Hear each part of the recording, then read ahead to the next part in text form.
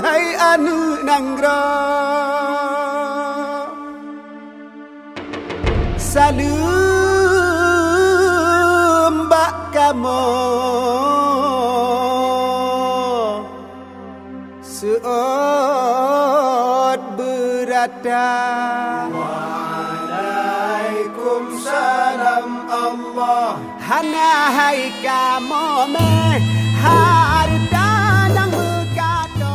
Pasal-pasal yang ada kami jinayat, beberapa hal ada yang positif, tapi banyak sekali dari pasal-pasal yang ada di dalam kanun jinayat itu yang masih harus dikaji ulang untuk diperbaiki. Karena kalau melihat itu ada pasal-pasal yang secara spesifik membuka ruang untuk mengkriminalkan korban kekerasan seksual, membuka ruang untuk impunitas untuk terhadap pelaku, membuka ruang untuk penghukuman secara tidak adil kepada kelompok yang lebih rentan yang lain, seperti misalnya kepada anak atau kepada orang gila.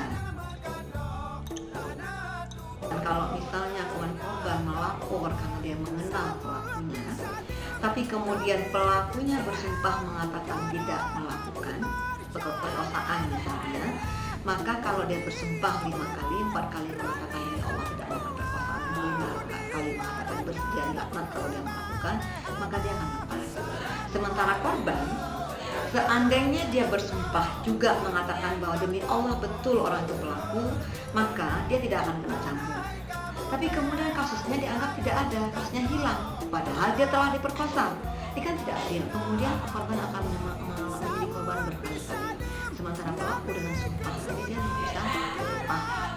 Nah, ini kasus-kasus yang tidak bisa dibuktikan dengan alat bukti lain misalnya. Karena beberapa kasus sebelumnya yang teman-teman juga kan orang yang diperkosa nggak serta-merta melapor. Kadang-kadang bukti-bukti misalnya bukti-bukti fisik itu kan tidak ada. Misalnya anak dan itu tidak ada alat, misalnya di mana kemudian ada pasal lain, ada kelemahan lain pasal di kanun ini di mana kemudian korban yang harus membuktikan. Ini bagaimana kerjanya penyidik kalau begitu? Harus dikritisi kembali, diperbaiki sehingga kemudian isinya betul-betul menunjukkan Islam yang rahmatan lil alamin. Dan karena Islam itu sangat melindungi kelompok rentan. Sementara kanun ini menunjukkan bahwa pasalnya tidak mendukung kelompok rentan. Nah, jadi ini harus dikritisi kembali, diperbaiki kembali sehingga dia bisa diterapkan dan membawa keadilan bagi seluruh korban dan masyarakat kecil dan bisa dijadikan contoh oleh pihak lain.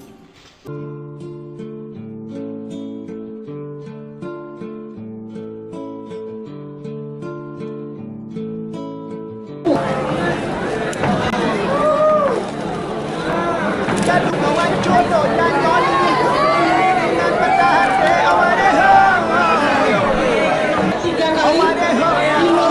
Satu, Juga buat kerap mandung hanya buat adeh bumo yang kadi mau awareho. 5, selesai. Awareho.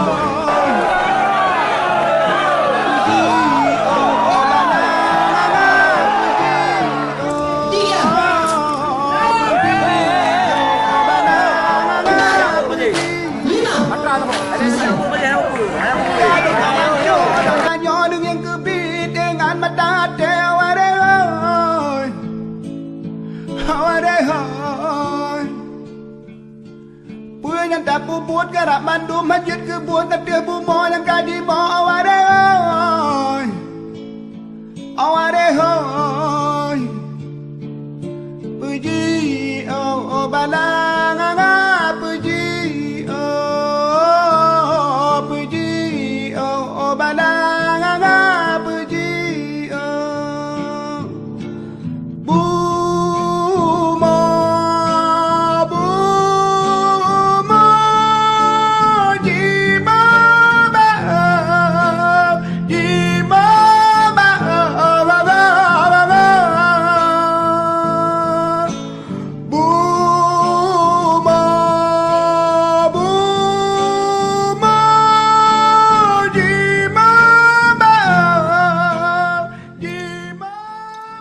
tahulah sedikit ini kan saya sudah pelajari di Fakultas Syariah. Kanun jinayat itu ya kanun-kanun yang memang mengatur tentang aktivitas sosial seperti judi. Saya kayak pelanggaran isir, zina itu aja.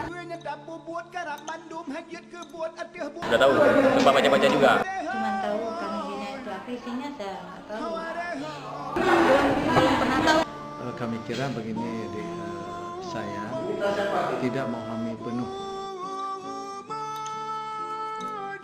Dalam beberapa pasal yang ada dalam kanun zina itu masih terdapat beberapa hal yang perlu ditinjau kembali. Misalnya dari segi hukuman, dari segi siapa yang salah atau siapa yang benar, atau korban dan pelaku. Mungkin itu harus lebih ditinjau lagi untuk kemaslahatan bersama. Kalau bagi saya, kalau yang sebagian sih setuju, tapi yang sebagian kayaknya sangat menjadi beban bagi kita perempuan. Mungkin karena sosialisasi dari kanun jinayat itu kurang, jadi banyak mahasiswa dan juga masyarakat yang nggak tahu apa sih kanun jinayat. Tahu kanun jinayat, tapi nggak tahu apa isi-isinya dan pasal-pasalnya itu apa. Banyak sekali itu yang aturannya itu memberatkan perempuan. Menurut saya itu ada hal-hal yang perlu direvisi. Yang pertama tadi tentang menghadirkan pihak para 4 saksi. Nah, di situ dalam poin tersebut itu perlunya direvisi. Karena kenapa? Ke depan tidak ada terjadinya kecolongan di saat pelaksanaan syariat Islam. Harapannya belum terlalu kafah karena memang hukum Islam dengan hukum tata negara itu sangat-sangat kontra. Jadi penerapannya akan belum terlalu kafah. Mengesampingkan nilai kemanusiaan terhadap korban. Jadi perkosa, jadi memang orang yang berkemampuan tinggal jual tanah dengan materi langsung selesai masalahnya. Jadi nggak ada tindak lanjut terhadap perlindungan korban, nggak ada kepastian hukum bagi korban. Jadi dalam kanun ini kesannya cuma sampai vonis tersangka aja disorot, tapi korban tidak sorot, nggak ada kepastian hukum bagi korban. Poin-poin yang hanya istilahnya kalau kita pikir, kalau kita rasakan tidak bisa dilakukan oleh masyarakat. Pertama, masalah perempuan yang menjadi korban, dan ini penyandang disabilitas di kanun itu tidak tertuangkan kebutuhan penyandang disabilitas bagaimana di orang buta bersaksi. Misalnya kan ada 4 saksi, ya kan, 4 saksi. Jadi misalnya yang melihat itu orang tidak bisa berbicara tunarungu, dia cuma melihat pelakuan zina atau pemerkosaan tapi dia tidak bisa berbicara. Bagaimana solusinya? Itu ada proteksi buliman terhadap petugas. Kayak tadi kan soalnya pemberlakuan hukuman terhadap petugas itu ditambah 1/3. Sedangkan itu tadi ada pasal mengenai kebal, bahwa petugas sedang melaksanakan tugasnya itu kebal nggak berlaku. Perlu diperlakukan di Aceh karena kita sendiri tahu Aceh ini merupakan memang daerah syariat Islam yang dikenal dengan Seram Mekah. Ya, rasa Saruniyah ini adalah salah satu terobosan untuk penerapan syariat Islam di Aceh. Tapi kembali lagi seperti pernyataan saya tadi, kanun ini adalah benar-benar harus diteliti lebih lanjut. Bagaimana dampaknya setelah diterapkan kanun ini? Apakah seluruh masyarakat Aceh itu bisa menerima dan bisa mematuhi kanun jinayah ini yang pada dasarnya masih terdapat beberapa pasal yang masih perlu ditinjau kembali. Kalau menilik tentang Aceh yang namanya Serambi Mekah, ya saya rasa perlu kanun jinayah sesuai dengan identitas. Cuman jangan sampai ada unsur politik seperti ini. Nah, ini kan pasalnya jelas di sini, ada kepentingan pribadi, bahkan tidak sesuai dengan aturan Islam. Saya pikir yang perlu dilakukan sekarang, bagaimana kita memberikan pendidikan yang Islami kepada anak cucu kita, kepada suku. Dan yang kedua, keteladanan pemimpin. Bagaimana pemimpin itu menjadi sosok yang khalifah. Kiranya dapat merevisi ulang kembali, karena sifatnya sebagaimana komit dari Dinas Syariat Islam evaluasi 12 tahun yang disampaikan, berarti harus keterbukaan.